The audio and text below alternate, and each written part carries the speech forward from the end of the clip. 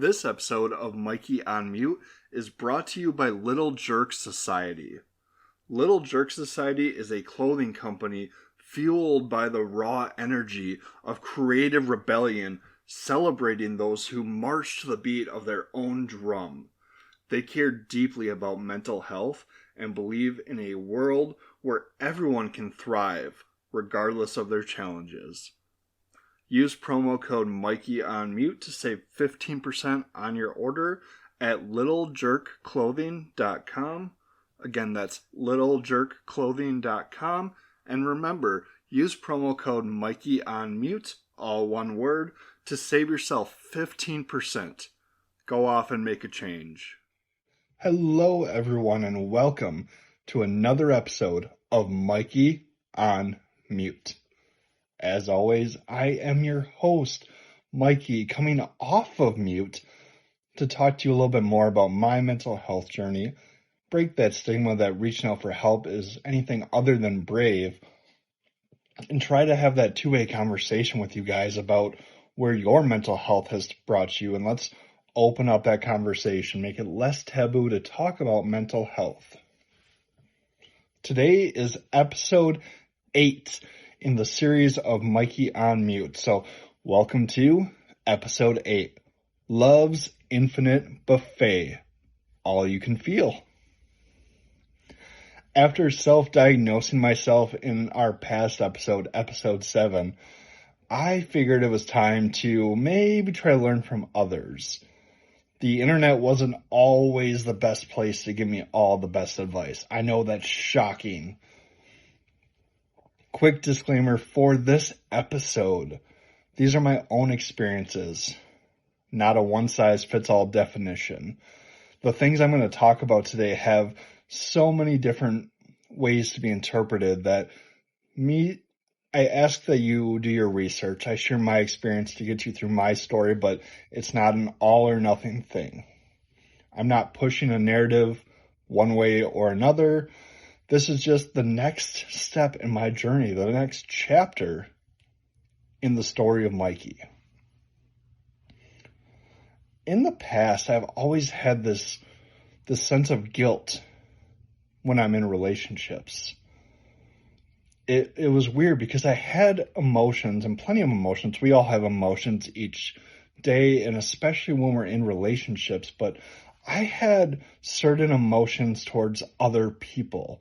This isn't just your typical stereotypical guy, oh, that girl's hot or something like that. No, I had these feelings that had my inner critic giving me this look and being like, you can't feel that towards another person if you're with somebody, if you're not partners with them. You can't do that.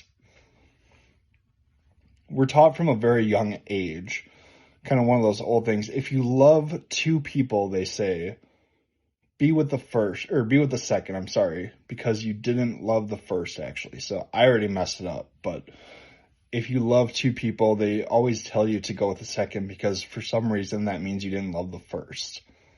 Now, is that toxic?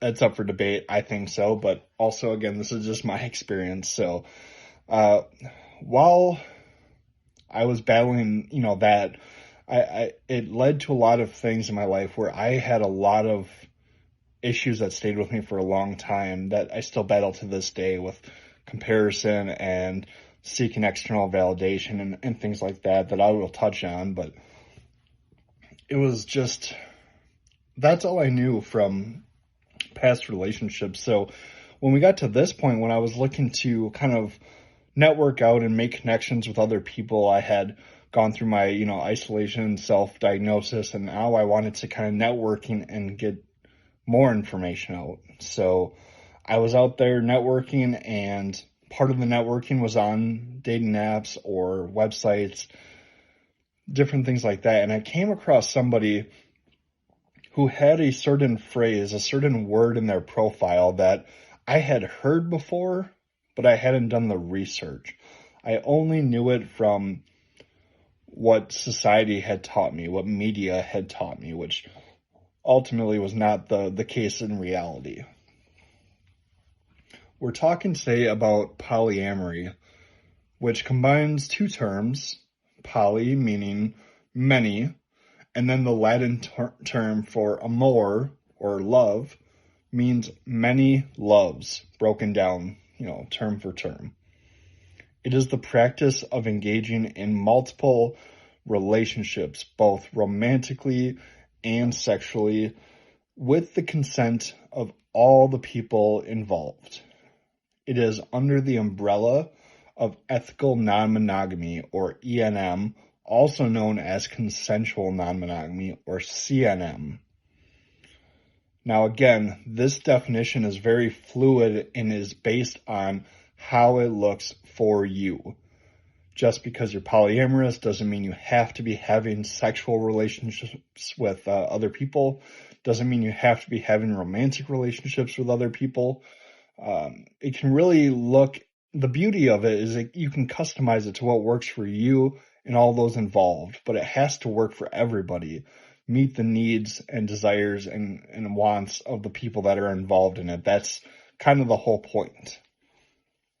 Now, polyamory, if you are new to this, or only like I used to only know through the media and everything like that, it's different from infidelity. This is not cheating because everyone involved is aware and gives their consent.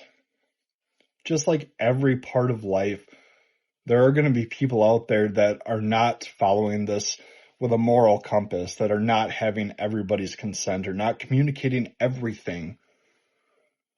Don't wrap the bad apples into the entire word.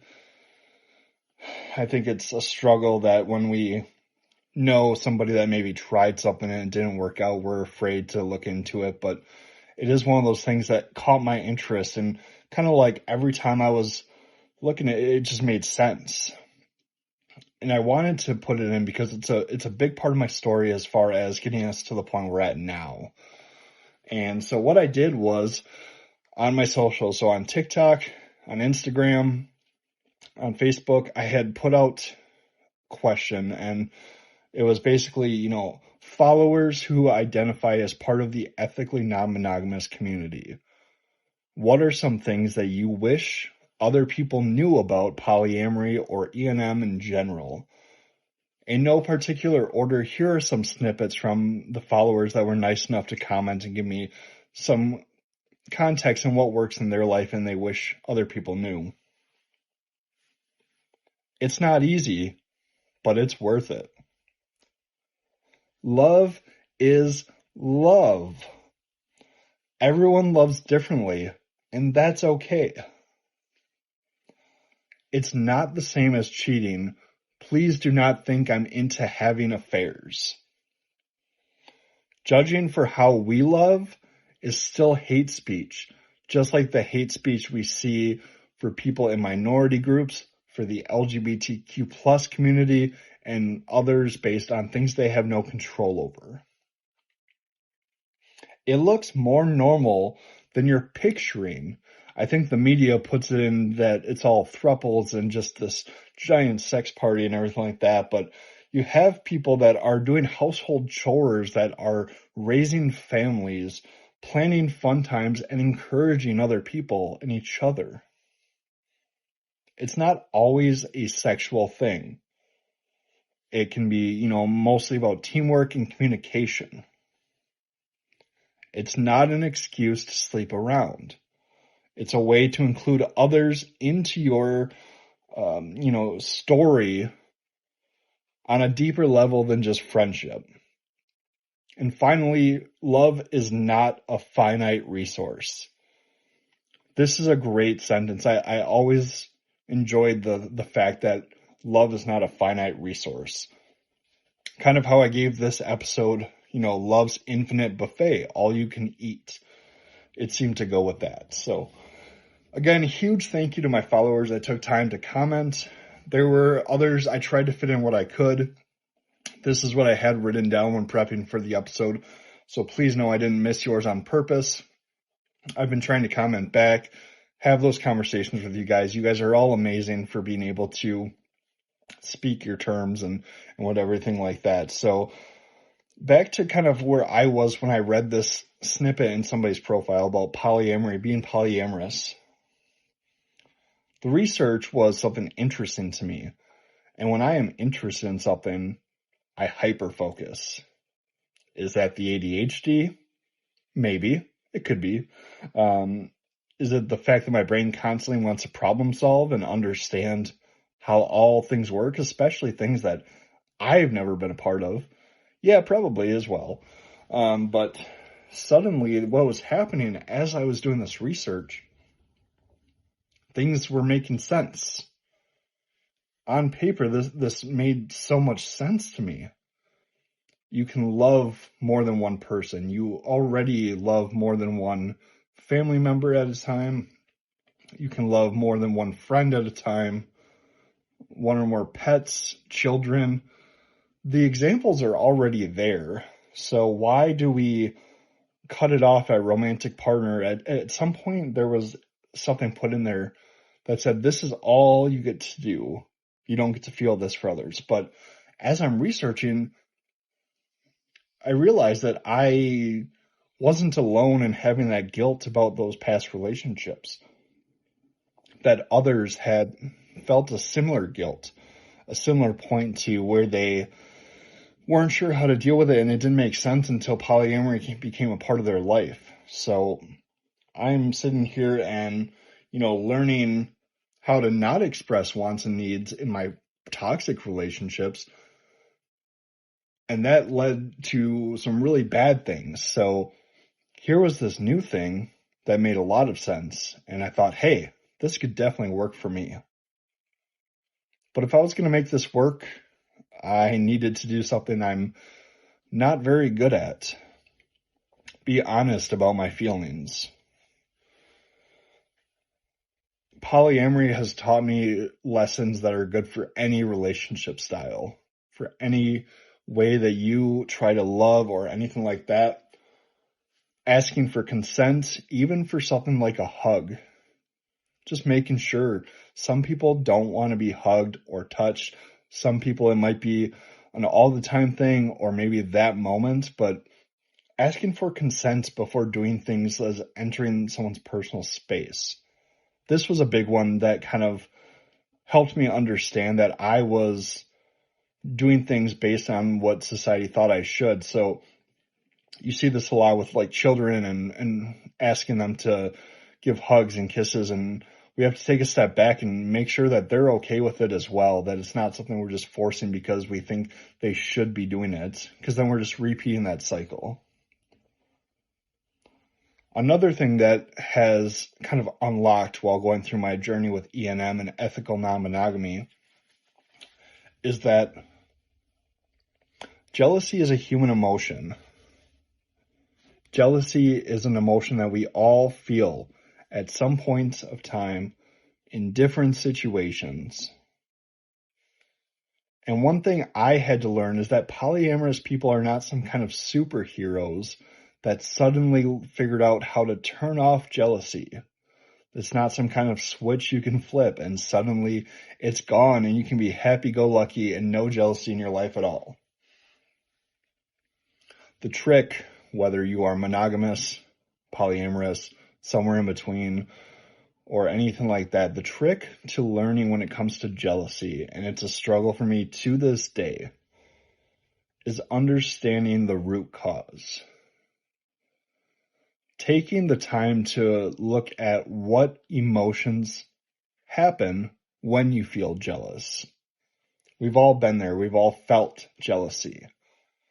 But taking a moment to step back and break that down, like when I am jealous, what am I feeling? Am I feeling emasculated? Am I feeling not worthy? Am I feeling like I'm not enough? Do I focus in on something physical, on something mental? Am I not smart enough? And as you take that step back and pick it apart, you can take that information and grow with it. So if you notice a lot, like I was, one of my big things is comparison. So when I get jealous, I start doing plenty of comparison. It usually starts with physical and then works, it's, with my inner critic to kind of create different things. But so understanding that when jealousy was happening, I wasn't jealous because, my partner was around somebody else or talking to somebody else or with somebody else. I was jealous because I was dealing with things that I couldn't handle. When I was learning that the reason comparison was coming up was because suddenly there was somebody else that could show her something or provide something or make her laugh.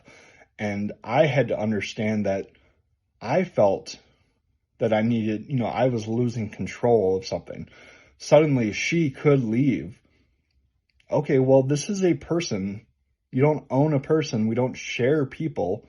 That phrase comes up like, I could never share my partner. First, I mean, people are not property. You don't lend out people. We stopped that a long time ago for good reason. So just understanding that, my comparison comes into, I've lost control, and now do I think that all I have to offer is being in control? Like if somebody gets out of that, are they going to want to leave? And then am I going to start blaming that on this other person that probably had nothing to do with it? And so finding those root causes within jealousy is huge. And then working with your therapist, working with your doctor, talking to friends, talking to family, and just trying to unpack a few of those things. That helps you break apart this idea that you shouldn't be jealous, especially in an E&M or C&M situation or a polyamorous relationship. Please know that you don't have to be some stoic superhero that doesn't have jealousy. It's okay. What's not okay and what's unfair is being upset with your partner over something that is within yourself. Being mad at them for, presenting something that you didn't know was inside of you. That's not their fault. It's one thing if you guys had discussed boundaries, discussed what it looks like when you are in these situations and a line was crossed. That's a whole different subject. But it's not fair to get mad because you suddenly have feelings that you weren't ready to, deal with. It's a discussion, and you can talk to your partner and say, hey, this came up, not feeling comfortable. Can we take a step back from this? But then you have to have that conversation and find out and grow. Not, keep them from their wants and needs because you didn't have the chance to process certain things. It's kind of on you to work that out with yourself. While polyamory has brought me so many positives, and I love it, I have this very chosen family of sorts around me that we all kind of raise our different kids together. It's amazing the benefits that it's brought to my life. It has also brought some major challenges and growth opportunities. Some really big interruptions from the inner critic have come in while undergoing my polyamorous or ethical non-monogamy journey. The inner critic really likes to bring up should statements, the toxic masculinity, the comparison, the need for external validation. That all has come up very, very much in this journey. External validation is kind of like an old friend of mine. I say friend in a very loose term. External validation is something I don't want. It's something I don't want to need, but I do. I need it. It's still there. It's still this feeling of something I crave and can't get rid of. And I wish I could get rid of this old quote unquote friend that's living in me. So I was trying to figure out while going through, what does polyamory look like to me? Try to determine what it looks like on my side, because as I said earlier, ethical non-monogamy is a huge umbrella that looks different to everybody involved. And so you can't just put it in a box and say one size fits all. That's not the case at all. One thing I wanted to do was explore more of that umbrella. What was all in it? So I understood polyamorous relationships. I had a polyamorous relationship at that time, and there were, pros and cons, and it taught me a lot about people in general. And even though it didn't work out, it still existed and gave me that experience. So After I went through a few different experiences of that, I wanted to learn more about that E&M umbrella. What else is there? Because if I'm going to continue to learn about this, I want to find all the different opportunities to grow, to find perspective, test out the waters if possible. And so that led me to researching another part of the umbrella called swinging.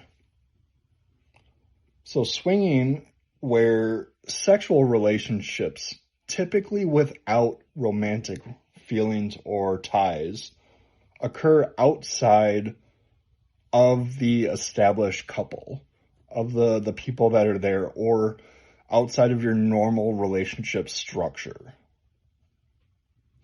Again, this definition is fluid and is defined by the parties involved and consented to. There are so many different ways to go about it and how it can look. People have different rules and boundaries and what's allowed, what's not allowed, what you're looking for, what are you seeking, what kind of wants and needs are you looking for? Is there a certain dynamic you're looking for or an opportunity? I found some groups online that were pretty local, at least in the same state, and was able to jump on there and network and meet some people. This allowed me to flirt, have conversations with people, not feel guilty, go to parties and network and really learn about what happens there, even while still in a committed relationship. That didn't stop me from being able to make these connections, and that felt great. It wasn't taking away from what I had established. It was adding in. I think a lot of people worry that with polyamory that you're taking away something from them.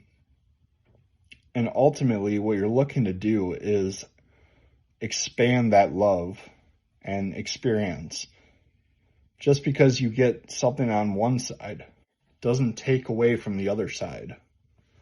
And so it was intriguing to look at this and go on this page and these different groups and have this kind of ability to post a picture and get that external validation that I was seeking constantly. I wanted somebody to find me attractive, and it wasn't because I wasn't getting it in my current relationship. I was. But it also felt great to understand that more than one person at a time can find me attractive or want to explore something with me. And that gave me the ability to lean into dynamics that I wasn't going to get in my current relationship. Again, it didn't take anything away. It wasn't reducing what was happening. It was adding in something to my life. This gave me more of an opportunity to go to a party and understand what actually happens at a lifestyle party. Again, it's one of those things that I think we only see in movies or you read about in books, and you have this preconceived idea of what happens at one of these lifestyle parties. And honestly, it is probably not what most people think. What I found when I went to these parties was I found a network of people that were able to talk to each other, become friends, express things in a safe space, talk to others that knew the same kind of desires and wants and needs and relationship styles and all of that, and there was no judgment. It was incredible to go somewhere where it was so free and liberating. And yeah, if you wanted to do the extracurriculars, there was an option for that. Obviously, there was an option for that.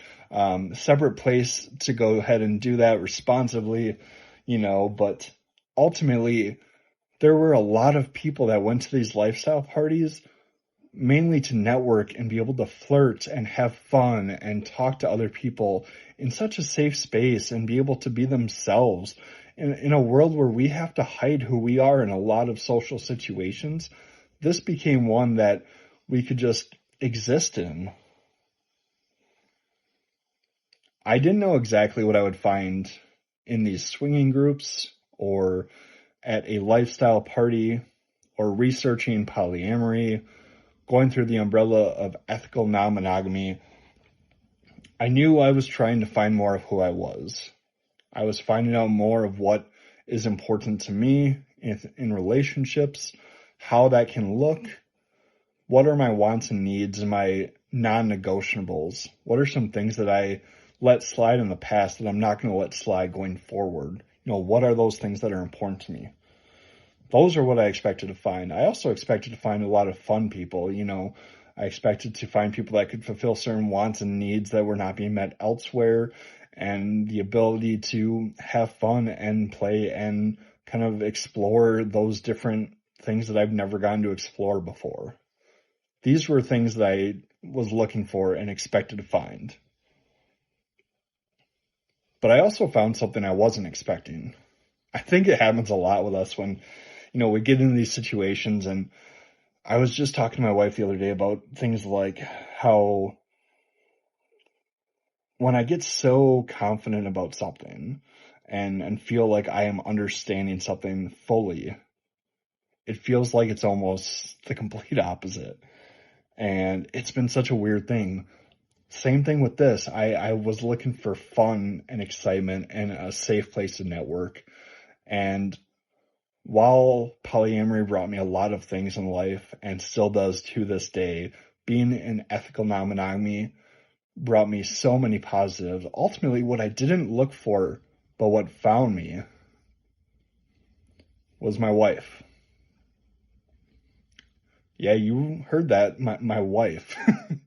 After I went through everything with my, past marriage and all of the different struggles I'd gone through in relationships, I went into these swinging groups looking for fun and networking and perspective, and it led me to meeting my wife, and that is a whole different story, and I am so excited to share that story with you guys.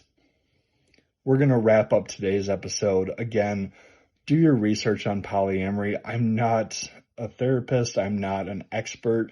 I am just someone that's telling you how it worked for me, how it still brings joy to my life and my chosen friends and family, my chosen partners, and everything that has brought a positive outlook on how we handle things. Do your research, talk to your friends, talk to the people impacted, get consent, and really just get some perspective, even if it's not the relationship style for you. Again, I'm not pressing one way or the other. Monogamy works for people, and so does polyamory. We spend too much time thinking it has to be one or the other. Just exist. If it works for you, great. If it doesn't, keep going, keep scrolling. We don't need to bash how somebody else loves or lives because it doesn't vibe with how we do.